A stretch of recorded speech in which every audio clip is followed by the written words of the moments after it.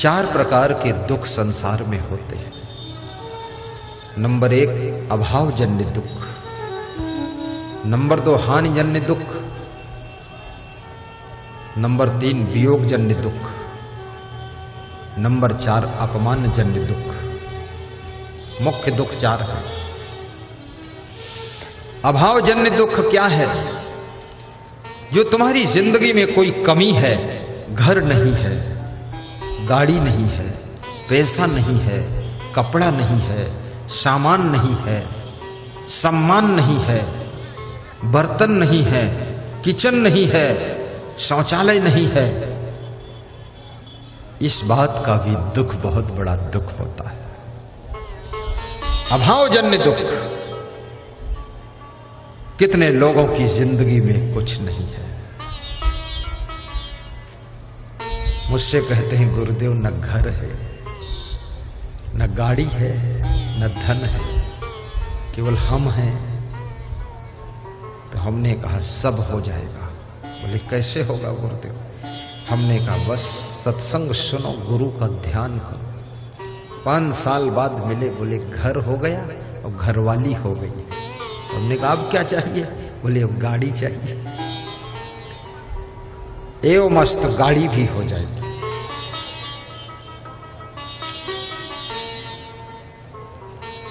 यदि तुम उन्नति करना चाहते हो, धनवान बनना चाहते हो, तो इसके लिए क्या करना चाहिए? इसके लिए आपको 6 काम करना पड़ेगा। 6 चीजें अगर आपकी जिंदगी में आती है तो आप गरीब नहीं रह सकते। आप बोलो तो आज ही बता दूं ये 6 चीजें कौन कौन है। बताऊं? आज बता दो।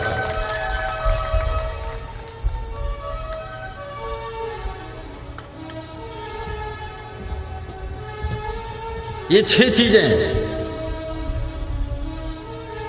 ध्यान से सुनना, चूकना नहीं है।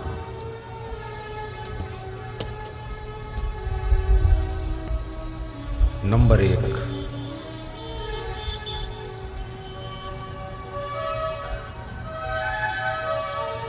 उत्थानम। उत्थान करने के लिए 6 चीजें हैं। ऊपर उठने के लिए, आगे बढ़ने के लिए, विकास के लिए। उत्थानम। संयमो दाक्ष्यम अप्रमादो धृति अस्मृति समिच्छा समारंभो विद्धि मूलम भविष्यतु। ये विदुर जी ने धृतराष्ट्र को बताया है। नंबर 1 संयमो। जो लोग धनवान बनना चाहते हैं, आगे बढ़ना चाहते हैं, उन्नति करना चाहते हैं, उनके लिए फार्मूला है संयमो। संयम का अर्थ होता है नियंत्रण, नियंत्रण का अर्थ होता है कंट्रोल, कंट्रोल का अर्थ होता है क्या? कंट्रोल का अर्थ कंट्रोल, और क्या अर्थ? संयमो यानी जिनको अपने आप के ऊपर संयम है, नियंत्रण है, कंट्रोल है। आपने महिलाओं को भोजन बनाते हुए देखा होगा। तो भोजन एक तो भगोना होता है, पतीली होती है, और दूसरा वो कुकर होता है। तो भगोना में जब दाल पकाती है तो 1 घंटे में दाल पकती है, लेकिन कुकर में जब ये दाल पकाती है तो केवल 7 मिनट में दाल पक जाती है। अंतर क्या है? चूल्हा वही है, गैस वही है, बनाने वाली वही है, दाल वही, पानी वही, सब वही, केवल बर्तन बदला हुआ है। बर्तन में क्या फर्क है? भगोने में जब पकाती है तो स्टीम बाहर निकल रही है, लेकिन कुकर में जब दाल पकाती तो स्टीम बाहर नहीं निकलती, अंदर रहती है। स्टीम कंट्रोल में है, नियंत्रण में है, तो दाल 7 मिनट में पक जाती है। याद रखना, जो 70 साल में तुम विकास करोगे, अगर तुम्हारे ऊपर कंट्रोल है, नियंत्रण है, तो वो 7 साल में उतना विकास हो जाएगा जो 70 साल में करोगे। तो अपने ऊपर कंट्रोल क्या करोगे तुम? अपने ऊपर ये मन को कंट्रोल करना। कभी मन आपका ललचाता है कि दारू पी लूं, तुरंत कंट्रोल करो। कभी मन ललचाता जुआ खेल लो, ताश खेल लो, कंट्रोल करो। कभी मन में गुस्सा आती है तो मन होता गाली दे दूं, माँ बाप को गाली दे दूं, पड़ोसी को गाली दे दूं, तुरंत कंट्रोल करो। कभी मन में लालच आता चोरी कर लूं, चोरी से भी मन को कंट्रोल करो। सारी बुराइयों से जो अपने मन को कंट्रोल कर लेता है उसका विकास तीव्र गति से प्रारंभ हो जाता है और उसको कोई रोकने वाला नहीं। कभी मन में आलस्य आता है, आलस्य से भी अपने को कंट्रोल करो। ऐसा मन बोलता ना, कर लेंगे, देख लेंगे, हो जाएगा, क्या चलती है, कंट्रोल करो। संयमो दाक्ष्यम। अब दूसरा लक्षण, दूसरी बात, दाक्ष्यम बनो। दाक्ष्यम क्या होता है? दाक्ष्यम माने दक्ष होना, दक्ष माने पारंगत होना, पारंगत माने प्रवीण होना, प्रवीण होना मतलब कुशल होना, कुशल होना मतलब मर्मज्ञ होना, मर्मज्ञ होना मतलब स्पेशलिस्ट होना, स्पेशलिस्ट मतलब विशेषज्ञ होना। अरे यहाँ पर रायबाजी सिखाने के लिए थोड़े बैठा हूं, एक बात बता दूं, बात खत्म हो। हाँ, वो कोई हिंदी थोड़े पढ़ा रहा है, बस इतना। दक्ष बनो यानी कुशल बनो। तुम्हें दक्षता हासिल होनी चाहिए। जैसे मैं प्रवचन करता हूं तो प्रवचन करने में यदि हमको दक्षता हासिल है, कुशलता हासिल है, तभी तो हमको लोग बुलाएंगे, नहीं तो कौन बुलाएगा। हम बोलेंगे थोड़ा थोड़ा प्रवचन आता है, तो थोड़ा थोड़ा वाले कौन काम, थोड़ा थोड़ा तो सभी को आता है। पूर्णता होनी चाहिए। मुकेश अंबानी का जो ड्राइवर है उसका वेतन 2.25 लाख रुपये महीने है। यहां पर तो 2.25 लाख में तो कम से कम 25 ड्राइवर मिल जाएंगे, लेकिन वे ड्राइवर किस मॉडल के होंगे? मुकेश अंबानी का जब ड्राइवर गाड़ी चलाता है, मुकेश अंबानी को डर नहीं लगता, गाड़ी कहीं लड़ नहीं सकती। और मुकेश अंबानी का ड्राइवरी के साथ साथ वो ड्राइवर मैनेजमेंट भी करता है, सारी सेटिंग कर देता है।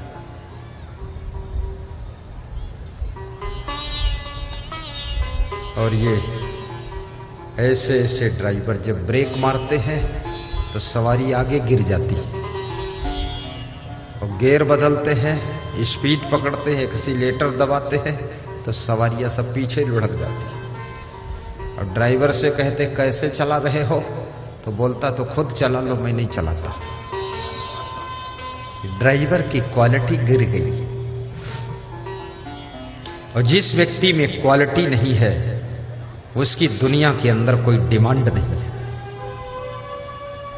जो काम तुम करते हो वही काम बहुत लोग कर रहे हैं, इसलिए अपनी क्वालिटी में निखार लाइए।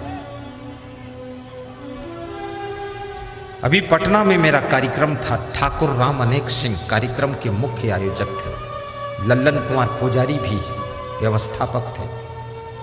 साईं बाबा चैरिटेबल ट्रस्ट मंदिर की ओर से कार्यक्रम था पटना में, पाटलिपुत्र में। तो वे मेरे लिए पराठा और सब्जी बनाकर लाए, तो मैंने कहा सब्जी बहुत अच्छी है, क्या बात। तो उनकी पत्नी ने कहा कि मेरे पति जी ने बनाया है। तो हमने कहा तुम? बोले मेरे से भी अच्छा ये बना लेते हैं, इसलिए महीने में 25 दिन तो यही बनाकर खिलाते हैं। और मुझको बनाना भी इन्होंने ही सिखाया है। मुझे उतना अच्छा बनाना नहीं आता था, पर इन्होंने सब सिखा दिया मुझको। क्या बात है, क्वालिटी। आपकी चलने में भी क्वालिटी होनी चाहिए, बात करने में क्वालिटी होनी चाहिए, बैठने में क्वालिटी, खड़े होने में क्वालिटी, हंसने में भी क्वालिटी, मुस्कुराने में क्वालिटी, कपड़ा धोने में क्वालिटी, फैलाने में क्वालिटी, सुखाने में क्वालिटी, रखने में क्वालिटी। और जितनी ज्यादा आपके अंदर क्वालिटी होगी, याद रखना उतनी ज्यादा तुम्हारी कीमत बढ़ती चली जाएगी। जिसमें बहुत क्वालिटी होती है वो व्यक्ति बहुत कीमती हो जाता है।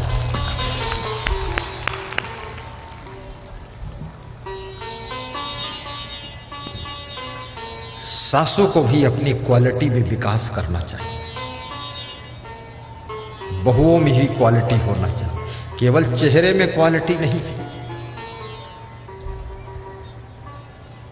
कितनी महिलाएं और कितने पुरुष केवल अपने चेहरे को सुंदर बनाते हैं बस, बाकी उनकी पीठ में गोबर लगा है, कोई मतलब नहीं। चेहरा सजाते संवारते रहते हैं, केवल चेहरे से काम नहीं चलेगा। गले में सुंदर हार है और गले की आवाज ऐसी कर्कशा आवाज है,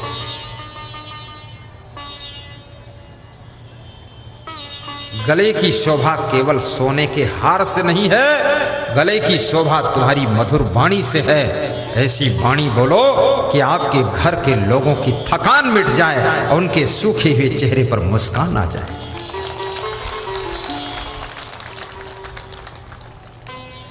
राजस्थान में बहुत से पुरुष लोग भी चैन पहनते हैं और इतनी मोटी चैन, 250-250 ग्राम की चैन, 400 ग्राम की चैन। तो मैंने कहा ये 400 ग्राम की चैन? अरे बोले मेरी वाइफ 100 ग्राम की पहने थी। मैंने कहा अरे तू क्या पहनेगी, मैं ऐसी चैन पहनूंगा तेरे पीछे छोड़ दूंगा।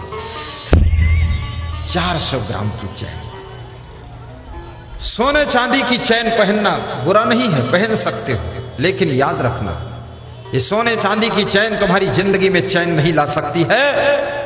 जब आपकी वाणी सुधर जाएगी, स्वभाव सुधर जाएगा और मधुरता आ जाएगी तो आपकी जिंदगी में चैन आ जाएगी। जो कि सोने की चैन से भी चैन नहीं मिलती है, वो आपके सुधार से चैन आएगी। इसलिए अपने घरों में सोने चांदी के जेवरों के लिए विवाद मत करो। सोने के गहनों को बेच करके लोहे की कार ले आइए और उसमें बैठ कर चलिए। सोने चांदी को तुम लाद कर चलोगी और लोहे की कार तुमको लाद कर चलेगी, फायदा है।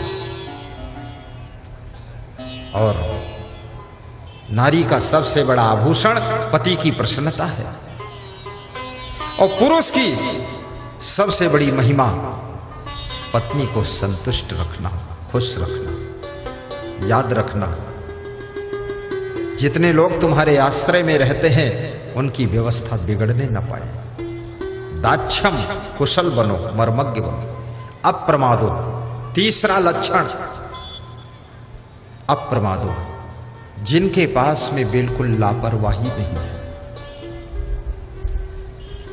तत्काल काम करने की आदत है, वे लोग कभी गरीब नहीं बनते हैं। जो टाल मटोल नहीं करते हैं, लापरवाही नहीं करते हैं, कल कर लेंगे, परसों कर लेंगे, हो जाएगा, देख लिया जाएगा, ऐसी भाषा नहीं बोलते हैं, जो तुरंत करने के लिए तैयार हो जाते हैं, ऐसे लोगों के घर में लक्ष्मी का निवास रहता है। इसलिए आलस्य को दूर करिए।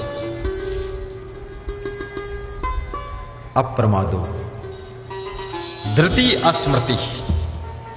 और कहते हैं जिनके पास में धैर्य, बहुत धैर्य है, कभी हिम्मत नहीं टूटती है, साहस कम नहीं होता है, सब कुछ खोने के बाद जिनका धैर्य हमेशा वैसा का वैसा रहता है।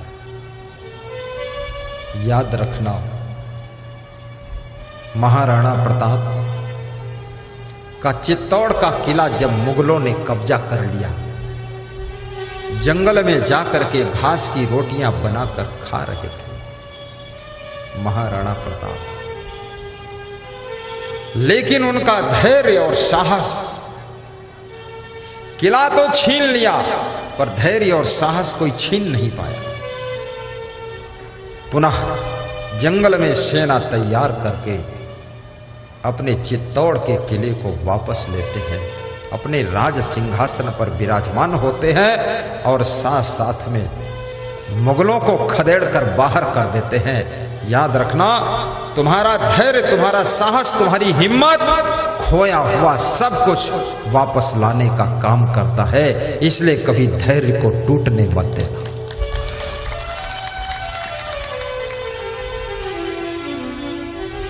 और धैर्य की परीक्षा कब होती है? जब तुम विपत्ति में होते हो। सामान्य परिस्थिति में तो सभी धैर्यवान दिख रहे हैं, सभी वीर हैं, सभी साहसी हैं, लेकिन आपत्ति काल में जब तुम्हारा धैर्य टूटने न पाए, तब समझ लो तुम्हारे पास धीरज है। धीरज धर्म मित्र अरुणारी, आपत्तिकाल परखिए चारी। धीरज धर्म मित्र अरुणारी, आपत्तिकाल परखिए चारी। धीरज धर्म मित्र अरुणारी, आपत्तिकाल परखिए चारी। इन चार चीजों की परीक्षा आपत्ति काल में होती है। जब पति किसी आपत्ति में फंसा हो तब नारी की परीक्षा होती है। जब तुम्हारे पास में धन भी ना हो, कोई बड़ा पद भी ना हो, शरीर में बीमारी भी आ गई हो, दुश्मनों की संख्या भी बढ़ गई हो, परिवार के लोग भी साथ छोड़ चुके हो, रिश्तेदारों ने भी मुंह मोड़ लिया हो, ऐसी परिस्थिति में तुम्हारी पत्नी की परीक्षा होती है। ऐसी कंडीशन में जो नारी अपने पति का साथ देती है वो नारी केवल नारी नहीं है, वो नारी नारायणी है। वो नारी नारायणी है, वो देवी स्वरूप है। शंकर भगवान की एक कथा है। शंकर भगवान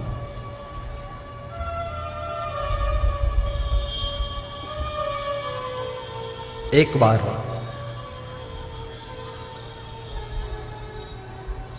पार्वती के साथ में बैठे बात कर रहे थे। शंकर भगवान हमेशा पार्वती को देवी कहते थे और पार्वती हमेशा अपने पति को भगवान कहती थी। पार्वती जी बड़ी सभ्य महिला थी। शिव जी चर्चा कर रहे थे। पार्वती जी पूछती है कि ये आकाश में जो बहुत भीड़ जा रही है, विमानों से लोग उड़ के जा रहे हैं, रोडों पर भीड़ बहुत है, ये सब आज कहाँ जा रहे हैं? इतनी भीड़ पहली बार मैंने देखा।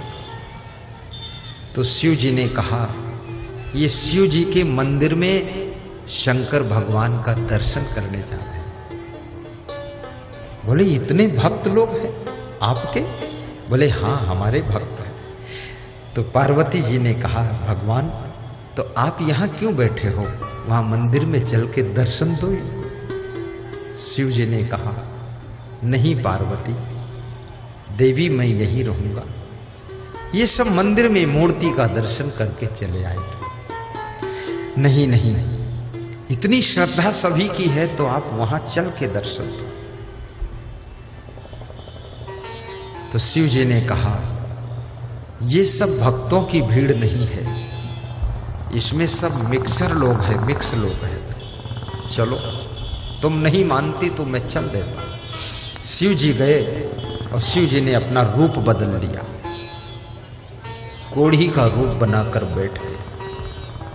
पार्वती जी अपना रूप बदल करके पंखा डुला रही है, शिव जी बैठे हैं। एक नवयुवकों की मंडली आती है, पार्वती जी से पूछते हैं नवयुवक ये तुम्हारे कौन है? पार्वती जी ने कहा ये हमारे पति देव हैं। बोले ये तो कोढ़ी हो गए हैं, हाँ ये कोढ़ी हो गए हैं लेकिन अच्छे हो जाएंगे, मैं इनकी सेवा करूँगा। अच्छा, अरे इस कोढ़ी के चक्कर में तुम क्यों पड़ी हो, तुम हमारे साथ चलो, आराम से रहना। तो शिव जी मुस्कुराए, बोले पार्वती ये भी शिव के भक्त आए हैं, तुम बच के रहना नहीं तुमको भी ले जाएंगे। ये भगत है, ठगत है, क्या है?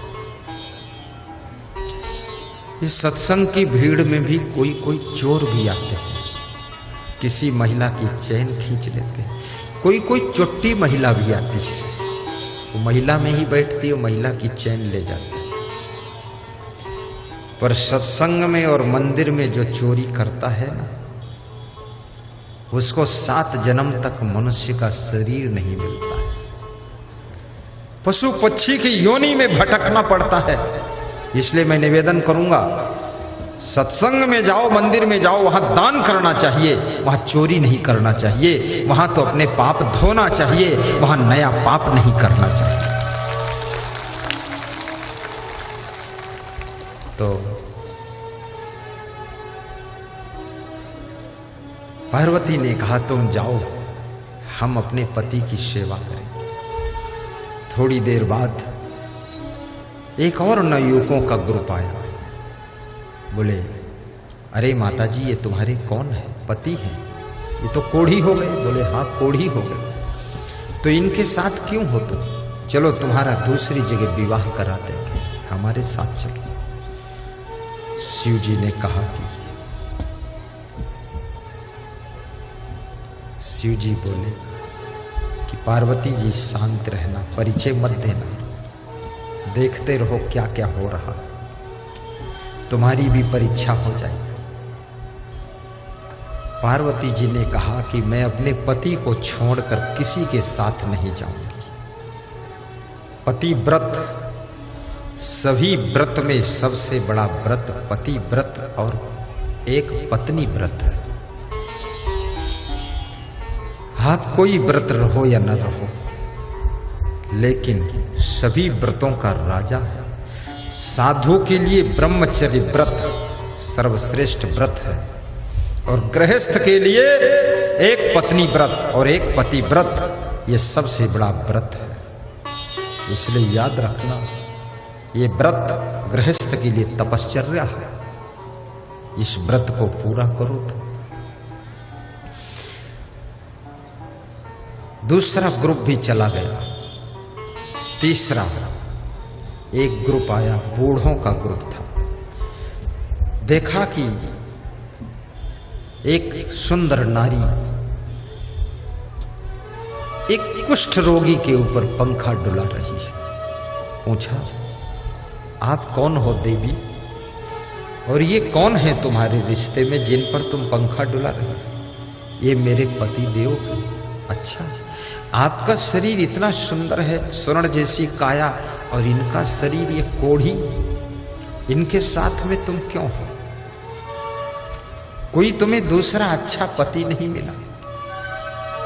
पार्वती ने कहा इनसे अच्छा और कोई पति नहीं। तो एक बूढ़े ने थोड़ी गुड़ निकाली और दिया, और 20 रुपये दिए कि ये तुम्हारे कोमल अंगुलियों की सेवा से अच्छे हो जाएंगे, ये दवा से अच्छे नहीं होंगे, ये तुम्हारी कोमल सेवा से अच्छे होंगे। ये थोड़ी गुड़ ये भक्त लाया है, तुम भी खा लेना, इनको खिला देना, और 20 रुपये दे रहा हूँ, कुछ फल खरीद कर इनको खिला देना। ये इनकी सेवा से ही तुम्हें भगवान का दर्शन होगा, भगवान का दर्शन होगा। ये सुन करके शिव जी ने अपना वास्तविक रूप प्रकट कर दिया, पार्वती जी ने भी वास्तविक रूप प्रकट किया। तो उस बूढ़े ने जिसने गुड़ दिया था, 20 रुपये दिए थे, देख करके खुश हो गया। बोले आप तो शिव जी हैं, आप पार्वती जी हैं। तो उन्होंने कहा हम यहाँ भक्तों की परीक्षा लेने के लिए आए थे, इसलिए हम कोढ़ी बने थे, हम कोढ़ी नहीं हैं, हम शिव भगवान हैं। हे भगवान, आपको कौन पहचान पाता है? वास्तव में कहते हैं कि जिस दिन भगवान नहीं मिलता है उस दिन भोजन नहीं मिलता है, भोजन नहीं मिलता है। भगवान रोज मिलता है, भोजन भी रोज मिलता है, लेकिन भगवान को तुम पहचान नहीं पाते हो। और जिस दिन भगवान, उसी दिन तुम सुखी और धन्य हो जाते हो।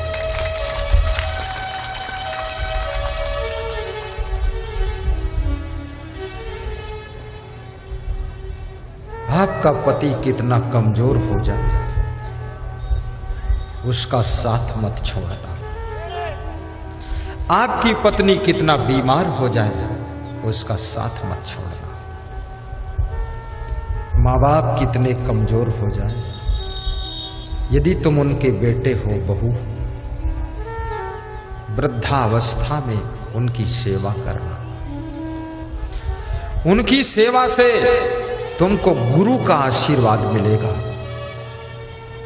और उनकी सेवा से तुम्हारी मनोकामना पूर्ण हो जाएगी। इसलिए अपने घर के बुजुर्गों का कभी अपमान मत कीजिए। और निवेदन करूंगा, छोटे छोटे बच्चों में कृष्ण भगवान का दर्शन कीजिए। ये बच्चे, यही बच्चे एक दिन मुख्यमंत्री, प्रधानमंत्री बनेंगे और यही बच्चे एक दिन हम जैसे संत बन करके पूरी दुनिया को ज्ञान भी बांटेंगे, ज्ञान भी बांटेंगे।